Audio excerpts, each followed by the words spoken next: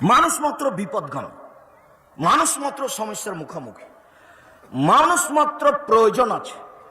তো যা প্রয়োজন আছে তোমরা 2 রাকাত সালাত আদায় করে ধৈর্যের পরিচয় দিয়ে চাও, এই কথা আল্লাহ তাআলা বলেন।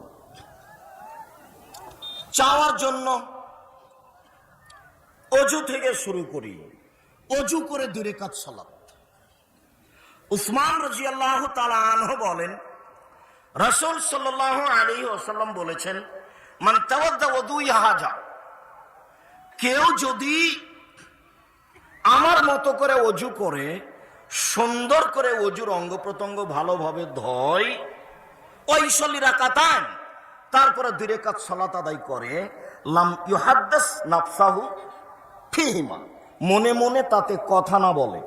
আল্লাহু আকবার বলার সাথে সাথে কিন্তু শয়তান উপস্থিত হবে, হয়ে বলবে উযকুর কাযা উযকুর কাযা, এটা স্মরণ করো সেটা স্মরণ করো, বাড়ি জমি জায়গা নারী পুরুষ সব নিয়ে এসে একবারে ভিতরে গন্ডগোল পাকিয়ে দিবে। তো খুব সুন্দর করে অজু করে একেবারে দৃঢ়তার সাথে মনে মনে কোনো কথা না বলে যদি আপনি 2 রাকাত সালাত আদায় করতে পারেন, রাসূল সাল্লাল্লাহু আলাইহি সাল্লাম বলছেন, গফিরা লাহু মা তাকাদ্দামা মিন জামবিহি, তাহলে অতীতের সব পাপ ক্ষমা, কাবিরা গুনাহ ব্যতীত সব পাপ ক্ষমা। ওর জন্য আপনাকে তওবা করতে হবে। 2 রাকাত সালাত আদায় করে আল্লাহকে কিছু বলেন, আল্লাহ আপনার কথা গ্রহণ করবেন। উকবা ইবনে আমির রাদিয়াল্লাহু তাআলা আনহু বলেন, রাসূল সাল্লাল্লাহু আলাইহি ওয়াসাল্লাম বলেছেন, মা মিন মুসলিমিন ইয়াতাওয়াদ্দাউ ফায়ুসলি ওযুহু, যে কোনো পুরুষ যে কোনো নারী, যে কোনো পুরুষ যে কোনো নারী সুন্দর করে অজু করে। সুন্দর অজু মানে সব অঙ্গগুলি 3 বার করে ধুইতে হবে। সম্পূর্ণ একবার ভিজানোর নাম একবার ধোয়া, ভিজা জায়গায় ধোয়া জায়গায় পানি দিয়ে ধোয়ার নাম দ্বিতীয়বার ধোয়া, ভিজা জায়গায় পানি দিয়ে ধোয়ার নাম তৃতীয়বার ধোয়া। এটা হলো ইসবাগুল ওযু, সুন্দর ধোয়া। 1 মিনিট। ইবনে আব্বাস রাদিয়াল্লাহু তাআলা আনহু বলেন, রাসূল সাল্লাল্লাহু আলাইহি সাল্লাম একদা আমাদের নবীকে বললেন,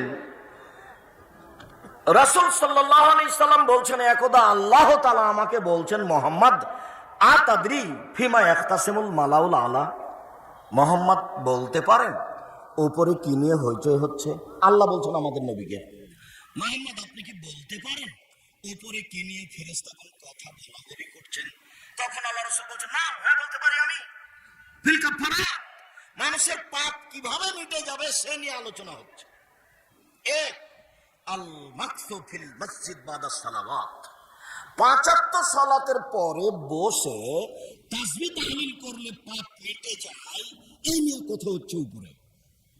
2 আল মাসু আলাল আকদাম ইলাল মাসাজিদ, অজু করে পায়ে হেঁটে মসজিদে গেলে পাপ মিটে যায়, এই নিয়ে উপরে কথা হচ্ছে।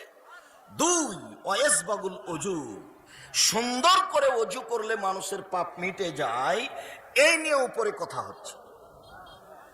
এই কথা বলার পরে বলছেন, মান ফাআলা হাযা ওয়া কাল, যে ব্যক্তি এইভাবে করলো তার জন্য মাতাবে খায়রিন ওয়া আসাবে খায়রিন, তার বেঁচে থাকা ভালো, তার মরে যাওয়া ভালো, তার বেঁচে থাকা ভালো, তার মরে যাওয়া ভালো, তার বেঁচে থাকা ভালো, তার মরে যাওয়া ভালো। এরপরে বলছেন, ওয়া কানা ইয়াউমিন ওয়ালাদাতহু উম্মুহু মিনাল খাতায়া, লোকটা একেবারে ওই দিনের মতো হয়ে যায় যেদিন তার মা তাকে জন্ম দিয়েছে। এইভাবে ইবাদত করলে, সালাতের পরে বসে জিকির করলে, অজু করে মসজিদে গেলে, তারপরে সুন্দর করে অজু করলে লোকটা একবারে নিষ্পাপ হয়ে যায়, ওই দিনের মতো হয়ে যায় যেদিন তার মা তাকে জন্ম দিয়েছে। সুন্দর করে অজু, সুন্দর করে অজু করলো, ওয়াইসাল্লি রাকাতাইন, তারপরে 2 রাকাত সালাত আদায় করলো, মুকবিলান আলাইহিমা বিকলবিহি ওয়াজহিহি, মনে প্রাণে ভয় ভীতি নিয়ে একবারে আল্লাহকে সন্তুষ্ট করার জন্য মনে মনে কোনো কথা বলল না, মনে প্রাণে ভয় ভীতি নিয়ে 2 রাকাত সালাত আদায় করলো, ওয়াজাবাত লাহুল জান্নাহ, সে জান্নাতে যাবে, জরুরি। সম্মানিত দিনী ভাই বোন, অজু করে 2 রাকাত সালাত, বুরাইদা রাদিয়াল্লাহু তাআলা আনহু বলেন, আসবাহা রাসূলুল্লাহ সাল্লাল্লাহু আলাইহি সাল্লাম ফাদা বেলালান। একদা আল্লাহর নবী ফজরের সালাত আদায় করে বেলালকে ডাকলেন, বেলাল বেমা সাবাক্তানি ইলাল জান্নাহ, তুমি আমার আগে জান্নাতে গেলে কিভাবে? মা দাখালতুল জান্নাতা কাত্তু ইল্লা সামিতু খাসখাসাতাল মুমিন, আমি যখনই জান্নাতে প্রবেশ করি দেখি তুমি আমার আগে আগে জান্নাতে জুতা পায়ে দিয়ে হাঁটো, আমি তোমার জুতার শব্দ শুনতে পাই। বেলাল তুমি কি করো, কোন কাজের ভিত্তিতে তুমি আমার আগে আগে জান্নাতে জুতা পায়ে দিয়ে হাঁটো? বলো তো বেলাল, কি কাজ করো? তখন বেলাল রাদিয়াল্লাহু তাআলা বলছেন, আল্লাহর নবী, মা আযানতু কাত্তু ইল্লা সাল্লাইতু রাকাতাইন, আমি আজান দিলেই 2 রাকাত সালাত আদায় করি, আর মা আসাবানে হাদাসুন কাত্তু ইল্লা তাওয়াদ্দাতু ইনদাহু ওয়া রাআইতু আন্না লিল্লাহি আলাইহি রাকাতাইন, আর ওযুটা ভেঙে গেলেই আমি ওযু করি, তখন আমি 2 রাকাত সালাত আদায় করি। আমি মনে করি আল্লাহকে সন্তুষ্ট করার জন্য 2 রাকাত সালাত আদায় করা জরুরি করি। ওযু করলে 2 রাকাত সালাত, আজান দিলে 2 রাকাত সালাত, ওযু করলে 2 রাকাত সালাত, আজান দিলে 2 রাকাত সালাত। তখন আল্লাহ রাসূল বলেন, বেহমা বুঝেছি বেলাল, তুমি যে কেন আমার আগে আগে জান্নাতে জুতা পায়ে দিয়ে হাঁটছো, বুঝে গেছি বেলাল, এই কারণেই তো তুমি আমার আগে আগে জান্নাতে জুতা পায়ে দিয়ে হাঁটো। ওযু করে 2 রাকাত সালাত। সম্মানিত দিনী ভাই বোন, মসজিদে ঢুকে 2 রাকাত সালাত। কাতাদা রাদিয়াল্লাহু তাআলা আনহু বলেন, রাসূল সাল্লাল্লাহু আলাইহি ওয়াসাল্লাম বলেছেন, ইজা দাখালা আহাদুকুমুল মাসজিদা ফালিসাল্লি রাকাতাইন ক্বাবলা ইয়াজলিসা, তোমাদের কোন ব্যক্তি যখন মসজিদে প্রবেশ করবে তখন সে যেন বসার পূর্বে 2 রাকাত সালাত আদায় করে। যখনই প্রবেশ করবে, মসজিদের 2 রাকাত সালাত আদায়ের জন্য নির্ধারিত সময় নেই, নিষিদ্ধ সময় নেই। ওইটা হলো মসজিদের হক। মসজিদ হলো আল্লাহর ঘর, বসলে অনুমতি নিতে হবে। তো অনুমতি কি আপনি আল্লাহর কাছে এইভাবে নেবেন, আসসালামু আলাইকুম আপনার ঘরে কি বসতে পারি, এইভাবে কি আপনি নেবেন? এটা পদ্ধতি নয়, এভাবে হবে না। আপনি 2 রাকাত সালাত আদায় করেন, তখন আপনি বুঝে নেবেন যে আমি বসার অনুমতি পেয়েছি। জাবের রাদিয়াল্লাহু তাআলা আনহু বলেন, রাসূল সাল্লাল্লাহু আলাইহি ওয়াসাল্লাম বলেছেন, ইজা দাখালা আহাদুকুমুল মাসজিদা ইয়াউমাল জুমআ ওয়াল ইমামু ইয়াখতুব ফালিসাল্লি রাকাতাইন ওয়াল ইয়াতাজাওয়াজ ফীহিমা। শোনো পৃথিবীর মানুষ, শুনে রেখো, এই ছেলেটা আপনার সামনে দিয়ে হেঁটে চলে যাচ্ছে কেন? ব্যস্ততা দেখাচ্ছে আমাকে? খুব খেয়াল করবেন আপনি। আমি অন্তত আপনার কোনো ব্যস্ততা দেখতে আসিনি, আপনি ধৈর্যের পরিচয় দিবেন। অল্প সময় আমিও যেতে চাচ্ছি, আপনি পরিবেশ নষ্ট করার চেষ্টা করিয়েন না। উপস্থিত বৈঠকের দিনী মুসলিম বোন, আপনাকে অন্ত করে রাখেন, আর একজনকে যদি আপনার গায়ের উপর দিয়ে চলে যায় তবুও মুখ খুলবেন না, অন্তত আজকে মুখ খুলিয়েন না। ধৈর্যের পরিচয় দেন। জাহান্নাম বলতে নারী, জাহান্নাম বলতে নারী, জাহান্নামের অধিকাংশ মানুষই হচ্ছে নারী। বাঁচার পথ বের করেন। যখন আল্লাহ রাসূল বললেন জাহান্নাম বলতে নারী আর নারী, তখন মহিলারা, মদিনার মহিলারা বললেন, বেমা কেন কেন আমরা বেশিরভাগ জাহান্নামে যাব? তখন আল্লাহ রাসূল 3টা কথা বললেন। 1, তুকসিরানা লানা, তোমরা বেশি অভিশাপ করো, তোমরা মানুষের বদনাম করো, গীবাত করো, অপ্রয়োজনীয় কথার সাথে ব্যস্ত থাকো। 1। 2, তাকফুরনা লাসিরা, স্বামীকে মেনে চলো না, স্বামীর অকৃতজ্ঞ তোমরা, এই জন্য। 3, মারাইতু মিন নাকাসাতা আকলিন ওয়া দীনিন আযহাবা লিরুব্বি রাজুলিল হাযম মিন ইহদাকুম, তোমরা এমন জাতি, আমি তোমাদের চেয়ে কাউকে দেখিনি এমন যে বুদ্ধিমানের বুদ্ধিকে নষ্ট করতে পারে। তোমরা একবার দেখলেই, এক দৃষ্টি দিলেই বুদ্ধিমানের বুদ্ধিকে নষ্ট করতে পারো।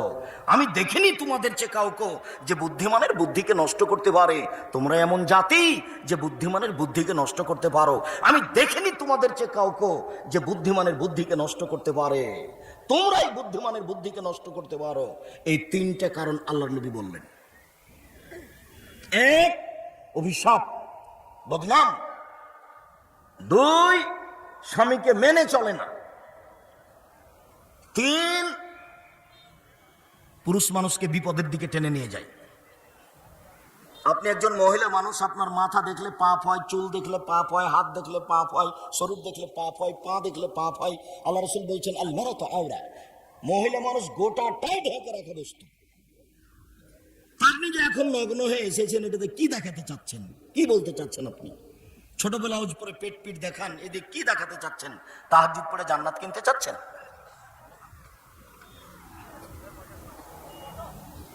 সম্মানিত দিনী বোন, আপনাকেই বলছি, শুনুন, আমি এই কথা বলিনি। মুহাম্মদ সাল্লাল্লাহু আলাইহি ওয়াসাল্লাম বলছেন মা তারাক্তু বাদি ফিতনাতান আজারাল রিজালা মিনান নিসায়ে, আমি ছাড়িনি কোন বস্তু যেটা পুরুষের জন্য বেশি বিপজ্জনক হতে পারে নারীদের চেয়ে। নারী হচ্ছে পুরুষের জন্য সবচেয়ে বিপজ্জনক বস্তু। আমি জীবনে ছাড়িনি কোনো বস্তু যেটা পুরুষের জন্য বেশি বিপজ্জনক হতে পারে নারীদের চেয়ে। নারী হচ্ছে পুরুষের জন্য সবচেয়ে বেশি বিপজ্জনক বস্তু। রাসূল সাল্লাল্লাহু আলাইহি সাল্লাম বলছেন পৃথিবীর মানুষ ফাত্তাকুদ দুনিয়া ওয়াত্তাকুন নিসা, তোমরা দুনিয়া থেকে বেঁচে থাকো, মহিলা থেকে বেঁচে থাকো। তোমরা দুনিয়া থেকে বেঁচে থাকো, মহিলা থেকে বেঁচে থাকো। তোমরা মহিলা থেকে বেঁচে থাকো, মহিলা তোমাকে বিপদে ফেলে দিবে। রাসূল সাল্লাল্লাহু আলাইহি সাল্লাম বলছেন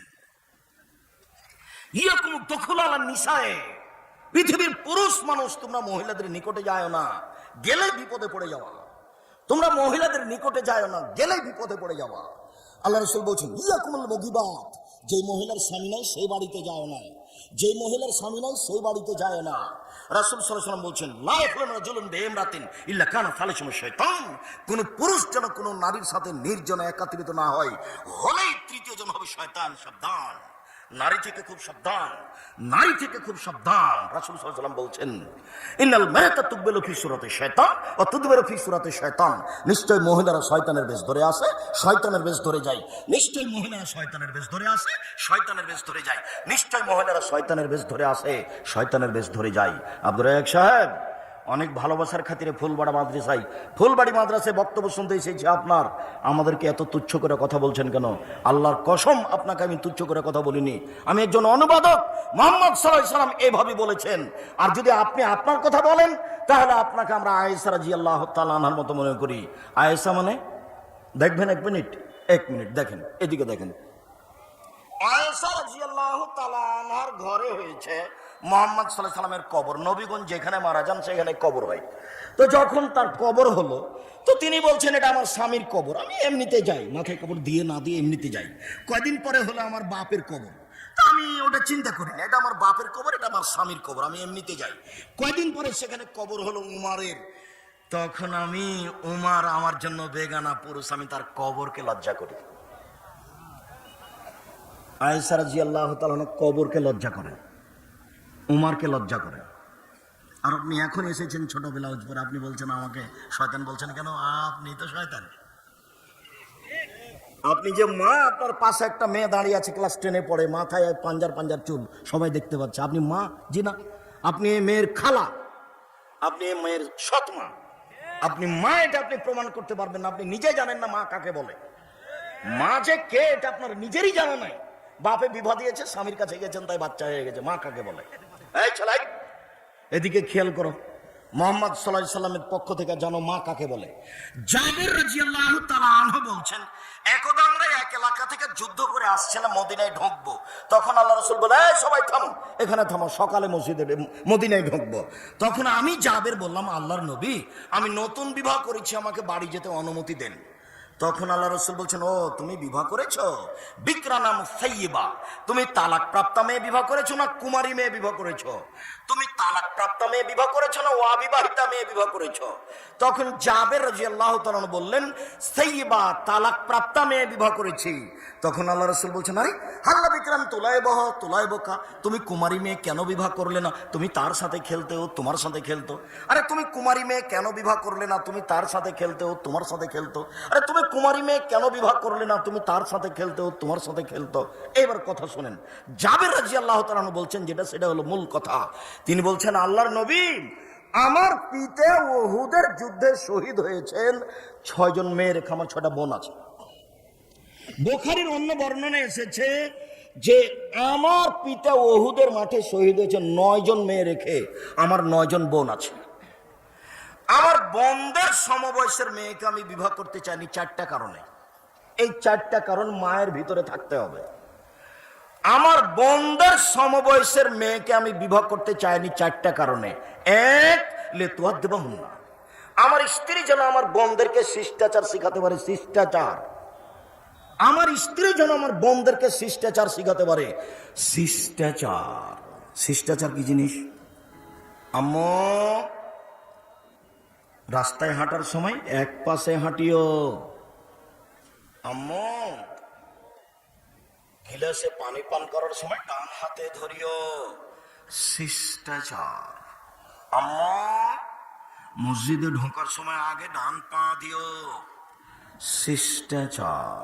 আম্মু, জুতা খোলার সময় বাম পায়ের জুতা আগে খুলিও। জুতা পরার সময় ডান পায়ের জুতা আগে পরিও। শিষ্টাচার। আম্মু, মোবাইল রিং হলে হ্যালো বলো না, হ্যালো বলে কুকুরকে ডাকে বলবা আসসালামু আলাইকুম। শিষ্টাচার। আমার স্ত্রী যেন আমার বোনদেরকে শিষ্টাচার শিখাতে পারে। দুই, অতুয়াল্লে মহুন্না, আমার স্ত্রী যেন আমার বোনদেরকে বিদ্যা শিখাতে পারে। বিদ্যা। এই ছেলে, তোমার মা তোমার বোনকে কি বিদ্যা শিখায়? কি বুঝে তোমার মা? তোমার মা বলেছে কোনোদিন আম্মু রাতে সূরা মুল্ক পড়ে শুয়ো?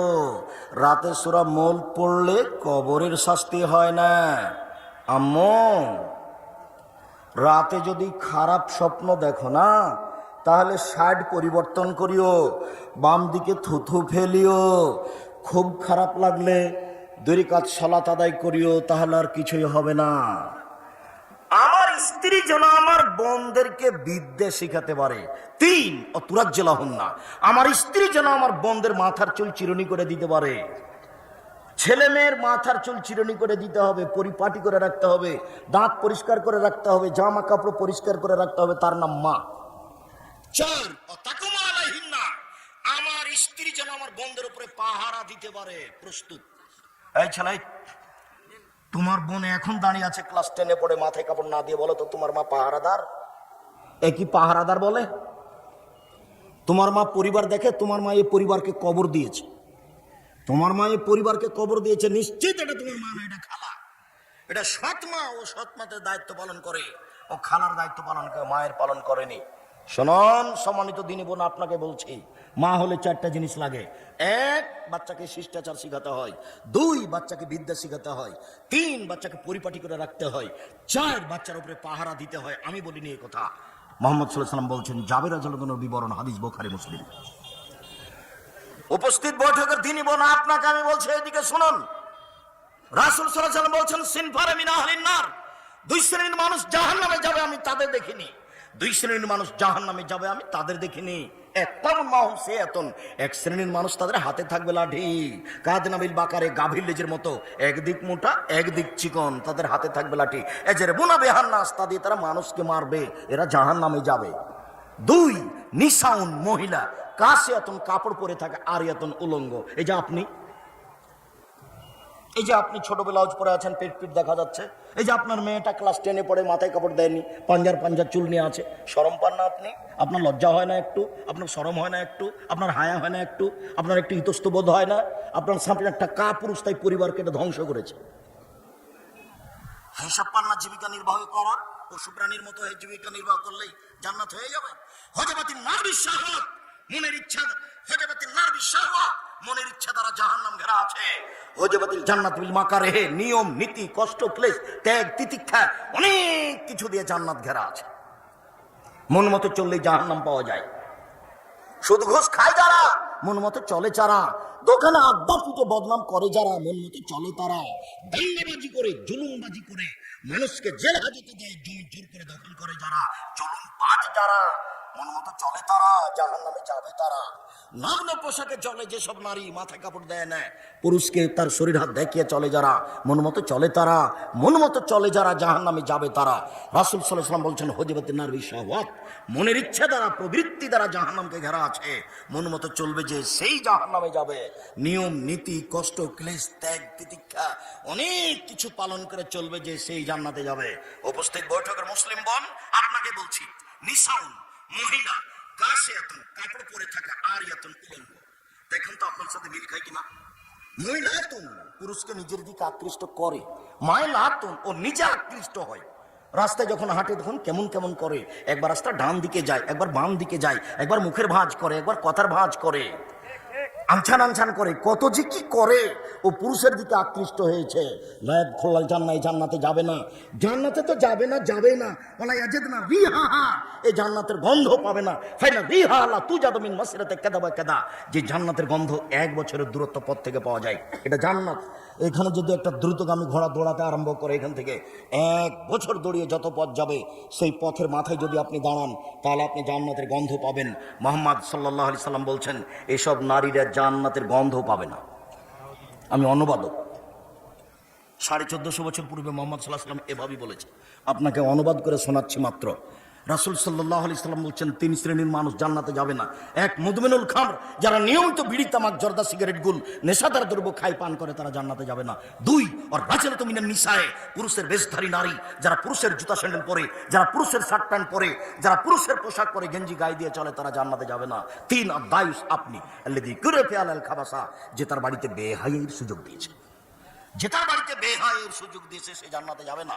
সুমনে দুদিনই ভাই বোন, বলছিলাম চলেন মসজিদে ঢুকে 2 রাকাত সালাত। জাবের রাদিয়াল্লাহু তাআলা আনহু বলেন, একদা আল্লাহর নবী খুতবা দিচ্ছিলেন, একটা লোক মসজিদে ঢুকেই বসে গেল। আল্লাহর নবী খুতবা চলাকালীন বললেন, আসাল্লাইতা, তুমি কি সালাত আদায় করেছো? লোকটি বলল, জি না। তখন আল্লাহ রাসূল বলেন, কুম ফাসাল্লি, এই উঠো, উঠো, 2 রাকাত সালাত আদায় করো। ভারত, বাংলাদেশ, পাকিস্তানের শতকরা 95 জনই মাযহাবী মানুষ, তারা মনে করে জরুরি ভাবে মসজিদে ঢুকলে বসতে হবে আগে। আল্লাহর নবী বসা মানুষকে উঠালেন, আবার জুমার দিন, আবার খুতবা চলছে, তিনি নিজে খুতবা দিচ্ছেন, তারপরে লোকটাকে বসে দেওয়া দেখে বলছেন, এই সালাত আদায় করেছো? জি না। উঠো, 2 রাকাত সালাত আদায় করো। মসজিদে ঢোকে 2 রাকাত সালাত আদায় না করে কেউ বসতে পাবে না, জরুরি ঘোষণা। পৃথিবীর প্রত্যেকটা বাঙালিকে আমরা দেশে বিদেশে সামনে যত মানুষ আমাদের আছেন সাথে, যন্ত্রের মাধ্যমে মুখের উপরে সবাইকে অনুরোধ জানাচ্ছি, আপনারা মসজিদে ঢুকে 2 রাকাত সালাত আদায় না করে বসবেন না। আজান ইকামতের মাঝে 2 রাকাত সালাত। আব্দুল্লাহ ইবনে মুকাফফার রাদিয়াল্লাহু তাআলা আনহু বলেন, বাইনা কুল্লি আযানাইনি সালাতুন, বাইনা কুল্লি আযানাইনি সালাতুন, বাইনা কুল্লি আযানাইনি সালাতুন। প্রত্যেক আজান ও ইকামতের মাঝে 2 রাকাত সালাত রয়েছে। আজান ইকামতের মাঝে 2 রাকাত সালাত রয়েছে। আজান ইকামতের মাঝে 2 রাকাত সালাত রয়েছে। এই যে, আর একটু আগে যেটা বললাম, বেলাল রাদিয়াল্লাহু তাআলা আনহু বললেন, আজান দিলে আমি 2 রাকাত সালাত আদায় করি। আজান দিয়েই 2 রাকাত সালাত আদায়ের চেষ্টা করবেন। আজান ইকামতের মাঝে 2 রাকাত সালাত। এইখানে আরেকটা কথা মনে রাখবেন, লাইরাত দোয়া বাইনাল আজানাল ইকামা, আজান ইকামাতের মাঝে দোয়া ফেরত দেওয়া হয় না। লাইরাত দোয়া বাইনাল আজান ওয়াল ইকামা, আজান ইকামাতের মাঝে দোয়া ফেরত দেওয়া হয় না। আজান ইকামাতের মাঝে দোয়া ফেরত দেওয়া হয় না। সাহাবীগণ বললেন, আল্লাহর নবী, আপনি মুয়াজ্জিনের ব্যাপারে যা বললেন তো অনেক বললেন, আপনি বললেন যেভাবে, তাতে ইনাল মুয়াজ্জিরিনা ইয়াবজুলুনা, মুয়াজ্জিনরা তো আমাদের উপরে চলে গেল, সব সম্মান তো মুয়াজ্জিনরাই নিল। আপনি বলছেন যে আজান দিবে যে বিচারের মাঠে সবচেয়ে সম্মানী হবে সে, আবার আপনি বলছেন যে মুয়াজ্জিনের আজান শুনে যত লোক সালাত আদায় করবে সবাই মিলে যত নেকি পাবে, মুয়াজ্জিন একাই তত নেকি পাবে। তো সবই নাকি মুয়াজ্জিনই নিল, তা আমরা কি করব?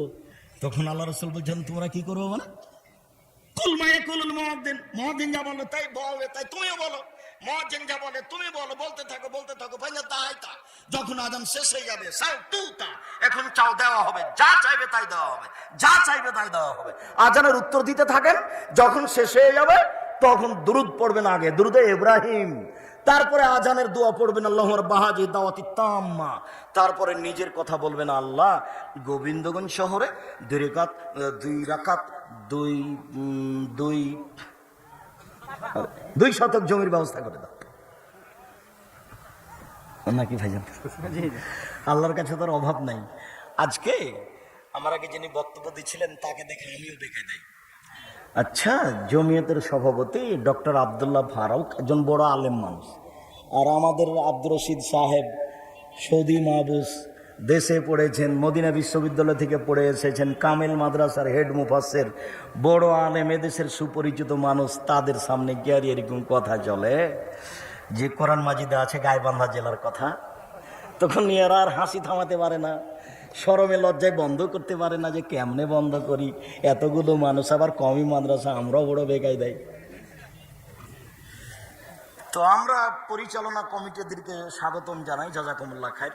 আপনারা ভালো ভালো মানুষকে নিয়ে এসেছেন, আরও ভালো ভালো বড় বড় আলেমকে নিয়ে আসবেন, আর 9টা থেকে দানের জন্য বলবেন, 9টা 10টা 11টা পর্যন্ত দান করবে, 1-1.5 ঘন্টা চাইবে। এইভাবে কেন আপনারা করছেন, কিভাবে কি করলেন বুঝলাম না। তো যাক, আমি আপনাদের জন্য আন্তরিকভাবে দোয়া করি, আল্লাহ আপনাদের ভালো ব্যবস্থা করুক, আল্লাহুম্মা আমিন।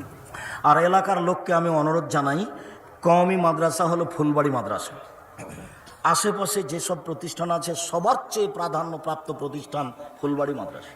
আমি নিজেও ভালোবাসি, তাই আপনাকে জানিয়ে গেলাম, আপনার যাতে করে এই প্রতিষ্ঠানের প্রতি কোনো ঘাটতি না আসে। সামনে বছর আসলে 50 টাকা, 200 টাকা, 500 টাকা 15 দিন আগে থেকে প্রস্তুতি নেবেন। ফুলবাড়ি মাদ্রাসা জালসা হচ্ছে, যাব, 50 টাকা দিব, 200 টাকা দিব, 500 টাকা দিব, আপনার স্ত্রী 200 টাকা, আপনি 200 টাকা, আপনার ছেলেটা 50 টাকা, দেখবেন ভারী হবে না, সবাই মিলিয়ে দিয়ে অনেক হয়ে গেছে। এইভাবে আসবেন, হোমসে খেলে আসবেন না, জান্নাতে হবে, প্রতিষ্ঠানটাও ভালো চলবে ইনশাআল্লাহ। সম্মানিত দিনী ভাই বোন, বলছিলাম আজান ইকামতের মাঝে 2 রাকাত সালাত। এবার চলেন ইশরাকের সালাত। আনাস রাদিয়াল্লাহু তাআলা আনহু বলেন, রাসূল সাল্লাল্লাহু আলাইহি ওয়াসাল্লাম বলেছেন, মান সালাতাল ফাজরা, মান সাল্লাল ফাজরা ফি জামাতিন, যে ব্যক্তি ফজরের সালাত জামাতে পড়লো, সুমা কাদা, তারপর বসলো, ইয়াজকুরুল্লাহ, জিকির আজকার করে, সুবহানাল্লাহ, আলহামদুলিল্লাহ, হাত্তা তাতলু আশ-শামস, সূর্য উঠে গেল, ও সাল্লা রাকাতাইন, তারপরে 2 রাকাত সালাত আদায় করলো, কানা হল আজরুন কাজরে হাজ্জ ওয়া উমরা তাম্মা তাম্মা তাম্মা, তাহলে এই লোকটা নেকি পাবে হজ উমরার সমান। পূর্ণ হজ, পূর্ণ উমরা, পূর্ণ হজ, পূর্ণ উমরা, পূর্ণ হজ, পূর্ণ উমরা। ফজরের সালাত জামাতে আদায় করলেন, তারপরে বসে বসে তাসবিহ তাহলিল করলেন, অজু ভেঙে গেলে অজু করে আসলেন, ঘুম ধরছে মনে করলে ওখানে হাঁটাহাঁটি করলেন, সূর্য উঠে গেল, 2 রাকাত সালাত আদায় করেন, তাহলে পূর্ণ হজ, পূর্ণ উমরার নেকি হবে। উপস্থিত বৈঠকের মুসলিম বোন, আপনারা এক সাথে থামেন থামেন থামেন, আমরা যে মসজিদে যাই না, আমাদের কি হবে? আচ্ছা ঠিক আছে, আপনি বাড়িতে পড়েন ফজরের সালাত, তারপরে ওখানে বসে তাসবিহ তাহলিল করেন, জিকির আজকার করেন, সূর্য উঠে গেলে 2 রাকাত সালাত আদায় করবেন, কোনো কাজের সাথে জড়াবেন না। পেশাব পায়খানার প্রয়োজন হলে যাবেন, ওযু করে আসবেন, সূর্য উঠে গেলে 2 রাকাত সালাত আদায় করবেন, উঠার পরই, তাহলে এই নেকি হবে। এই কথা মুহাম্মদ সাল্লাল্লাহু আলাইহি সাল্লাম বলেন, চাস্তের সালাত। আবু যার গিফারি রাদিয়াল্লাহু তাআলা আনহু বলেন, রাসূল সাল্লাল্লাহু আলাইহি সাল্লাম বলেছেন, বেকুল্লে তাসবিহাতিন সাদাকা, সুবহানাল্লাহ বললে দানের নেকি হয়, অবে করলে তাহমিদাতিন সাদাকা, আলহামদুলিল্লাহ বললে দানের নেকি হয়, অবে করলে তাহমিদাতিন সাদাকা, অবে করলে তাহলিলাতিন সাদাকা, লা ইলাহা ইল্লাল্লাহ বলে দানের নেকি হয়, অবে করলে তাকবীরাতিন সাদাকা, আল্লাহু আকবার বলে দানের নেকি হয়, আমরিন বি মারুফে সাদাকা, ভালো কাজের আদেশ করলে দানের নেকি হয়, নাহিয়ানিল মুনকারে সাদাকা, মন্দ কাজের নিষেধ করলে দানের নেকি হয়, ওই ইয়াজিদি মিন যালিকা রাকাতাইন মিনাদ দুহা, সব মিলে যত নেকি হয়, চাস্তের 2 রাকাত সালাত আদায় করলে তত নেকি হয়। বোঝা গেল না মনে হয়? আবার বলি, এই ছেলে, কারো গায়ের উপরে হাত দিয়ে আছো নাকি? রেডি হও, রেডি হও, আমার দিকে খেয়াল করো। উপস্থিত বৈঠকের মুসলিম বোন, আপনি একটু প্রস্তুত হন। এই মেয়ে, কথা বলছো কেন? বারবার বলছি, তোমার একটু শরম হয় না? এদিকে খেয়াল করেন, এদিকে খেয়াল করেন। সুবহানাল্লাহ বললে দানের নেকি হয়, আলহামদুলিল্লাহ বললে দানের নেকি হয়, আল্লাহু আকবার বললে দানের নেকি হয়, লা ইলাহা ইল্লাল্লাহ বললে দানের নেকি হয়, মানুষকে ভালো কাজের আদেশ করলে দানের নেকি হয়, মন্দ কাজের নিষেধ করলে দানের নেকি হয়। এইভাবে বলতে বলতে যখন আল্লাহ রাসূল এত কিছু বললেন, তারপরে বলছেন, শোনো শোনো শোনো শোনো শোনো শোনো, সব মিলে যত নেকি হয়, চাস্তের 2 রাকাত সালাত আদায় করলে তত নেকি হয়। হাদিস বুখারী মুসলিম। চাস্তের সালাত 7:30, 8টা, 8:30, 9টা এরকম সময়। চলেন সালাতুল আওয়াবিন।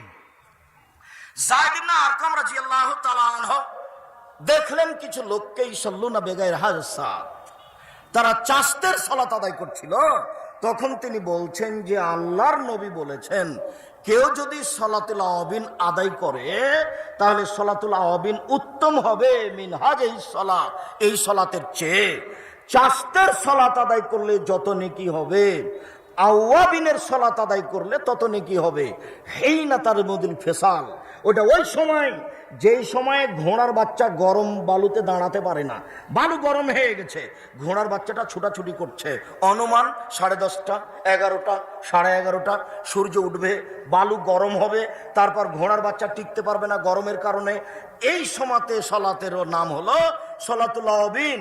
কিভাবে কিভাবে চাঁপায় নবাবগঞ্জের মহিলারা বলছে যে মাগরিবের পরে 6 রাকাত সালাত পড়ো বুবু, ওটা হলো সলাতুল আওয়াবিন, 12 বছরের নেকি হবে বুবু। বুবুর সব কথাই নাকি বুখারীতে আছে। খুব সাবধান, মাগরিবের পরে করের সুন্নাত আছে 2 রাকাত, মাগরিবের পরে সলাতুল আওয়াবিন নয়। 10:30, 11টা, 11:30টার সময় 2 রাকাত সালাত চলেন।